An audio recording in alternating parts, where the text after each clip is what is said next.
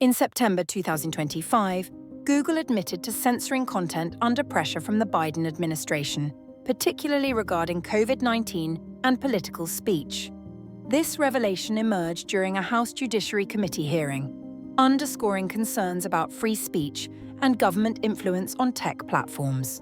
Alphabet, Google's parent company, confirmed that Biden officials pressured YouTube to remove COVID-19 content, even if it didn't violate policies. An attorney for Alphabet described this government pressure as unacceptable and wrong, while Google maintained it enforced policies independently.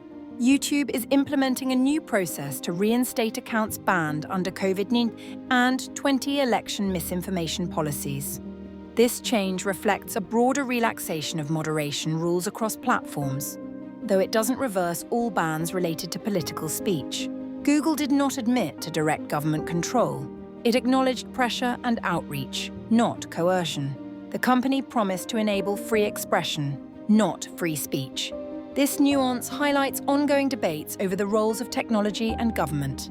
A fact-check table reveals partial support for claims of censorship under Biden. While pressure was acknowledged, direct orders were not. The policy change partially addresses bans, focusing on outdated COVID and election rules rather than all political speech. The GOP frames this issue as improper government censorship, while media reports suggest persistent requests rather than direct orders. This aligns with a trend of platforms relaxing pandemic-era moderation, reflecting a broader industry shift towards more relaxed rules. Key takeaways include Google's acknowledgement of government pressure, not control. YouTube will restore some accounts banned under outdated policies. The policy change is not a blanket end to bans for political speech, and debates over tech, free speech, and government influence continue.